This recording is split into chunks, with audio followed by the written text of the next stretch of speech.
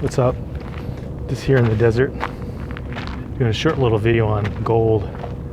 People ask me a lot about what kind of gold they should buy, how they should handle it if they're expatting, you know, how easy or how hard is it to take out of the country. These are just generalizations, but for the last part of 2017, I've been traveling with gold and silver coins all over Latin America. And I, generally speaking, travel out of U.S. cities like Minneapolis, St. Paul, or Phoenix, sometimes out of Iowa.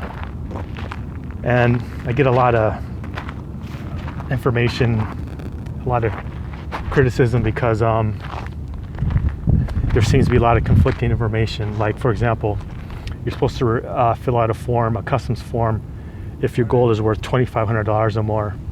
That's a new regulation in the last couple of years. It really is there. I've never been asked for it. Some people get it, some people don't. But that's one thing. The other thing is, how do you value your gold? There's a lot of confusion on that.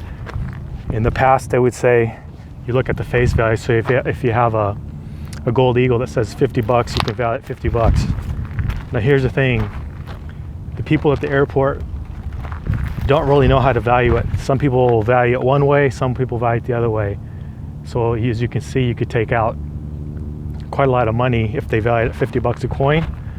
And then that's a reportable event if it's over $10,000, or if they value it at the weight of what gold is. It could be two different numbers. But basically, if it's under that $10,000, you don't have to report it.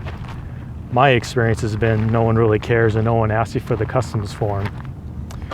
But for people who are really worried about it or stressed out about it, an alternative is to either sell your gold and buy some gold in gold money or bullion vault.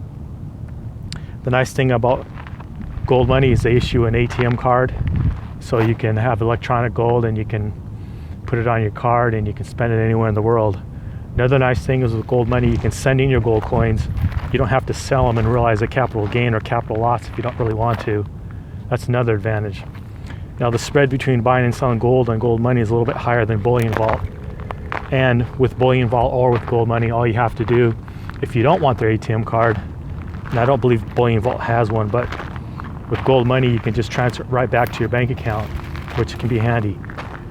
Now, what some people have done is, as an expat, they'll either open up a different bullion, a gold money account, or they'll update it with their new ID and new bank account, so you can just have your gold that you deposited there transferred to your bank account in Latin America, Southeast Asia, or Caribbean, or wherever you prefer to bank, or for that matter, your lawyer's account, and then have him transfer the money wherever you want.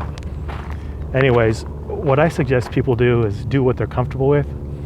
I've been traveling with gold and silver coins for years now. I've taken quite a bit out. I've never had any trouble.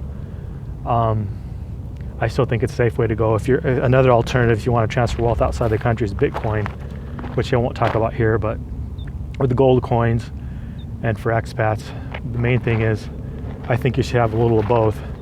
Some gold eagles because they're marketable if you're from the U.S. in the U.S. if you ever need to sell them. And gold eagles are pretty marketable around the world. But if you don't want gold eagles, then get maple leafs. They have a little bit more higher gold content, and in Asia that can really count. Not so much in Latin America. In Latin America, they're used to seeing gold eagles. They're pretty marketable, easy to sell. That's what I mean by marketable, easy to sell and get the most value for your money. Not like 50 cents on the dollar. Anyways, and then I think you should buy a portion in gold money. The reason I like gold money is you can get an ATM card. So if you can have a couple different ways to access your gold, you can either have it sent back to your regular bank account and use your ATM card there. You can use the one they provide and get. That way, like if you're traveling, you have a couple different ways to get your money or when you need it. In case one account gets closed or you can't use it for some reason, you can just use your other account. That's what I like to do. Anyways, that's all I can think of right now for about buying and selling gold, or traveling with gold rather, and with the kind of gold you have. To wrap up, have a marketable coin like a gold eagle, or a maple leaf. Whatever gold coin is in your country really popular, that's what I would use. and mix up part of that gold holdings with gold money. That's just my opinion. You can buy a gram of gold for about $42 now.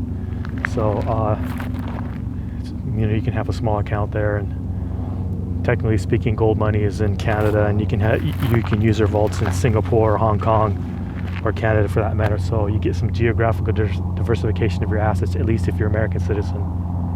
Anyways, like, share, subscribe, leave a comment, tell me what you think. Thanks.